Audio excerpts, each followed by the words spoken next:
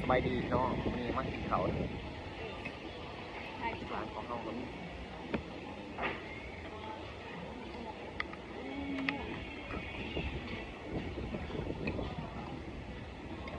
จะนวดแนววะสดหายสบายดีพี่ดอมน้องน้องเอ้ยน้องเอ้ย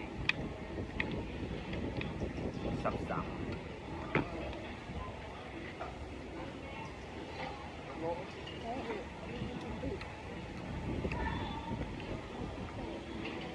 แม่อาหารคือ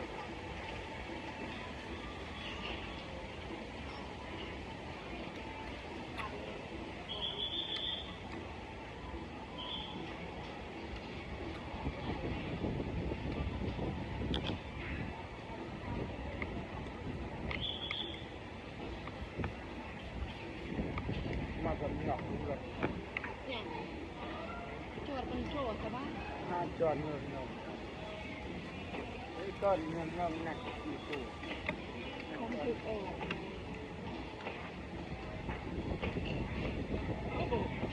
เอาปะ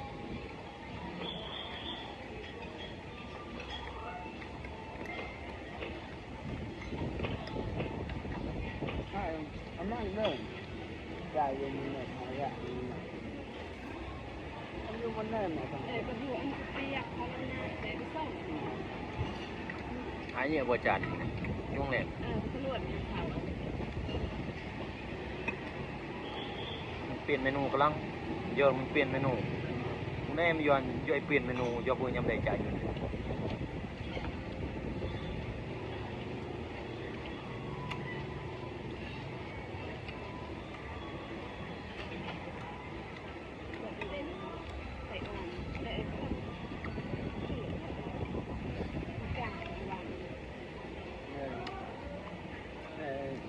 จุดหลักจุด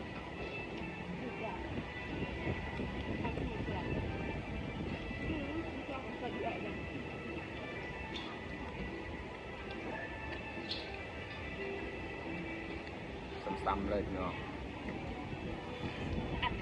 อัดจุ่ม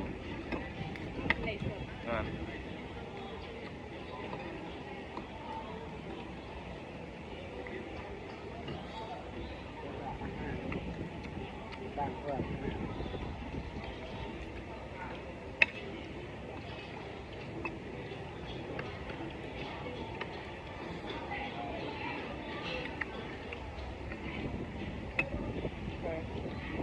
สับปะรดต้มน้ำเปล่าแต่ตอกมาให้สมภาพจะห้ามก็จะเอา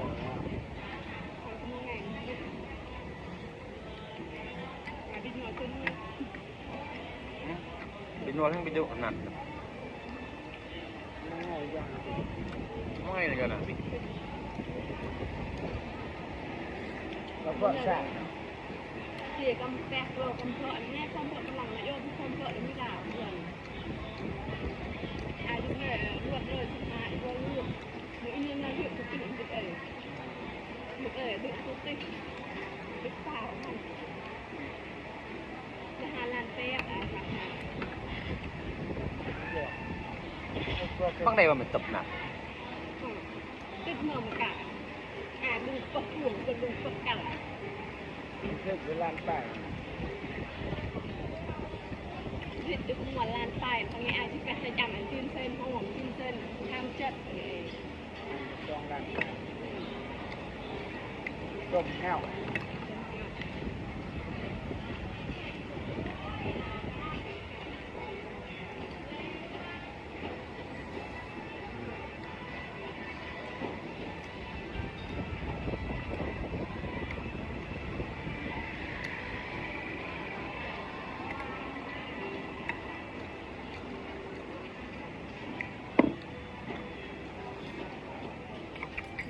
ได้เลยจากบ่อชาคันนี้ก็บ่อ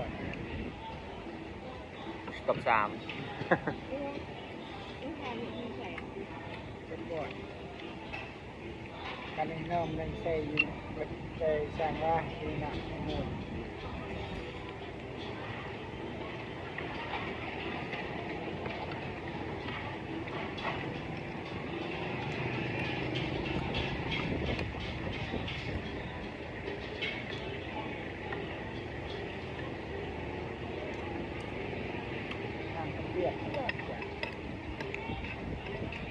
เพราะจะมาเจนจากกระเปียก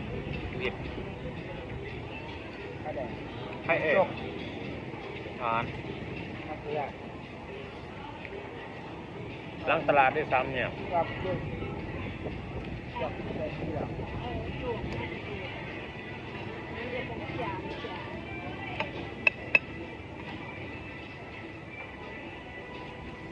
ย่างย่าง นะนี่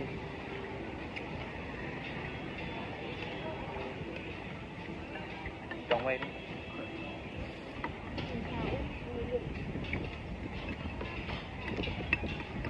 เป็นกระด้วย มันงอก7 ชั่วโมงแล้วไหน เป็นย่างแดดแดงเลยอ่ะ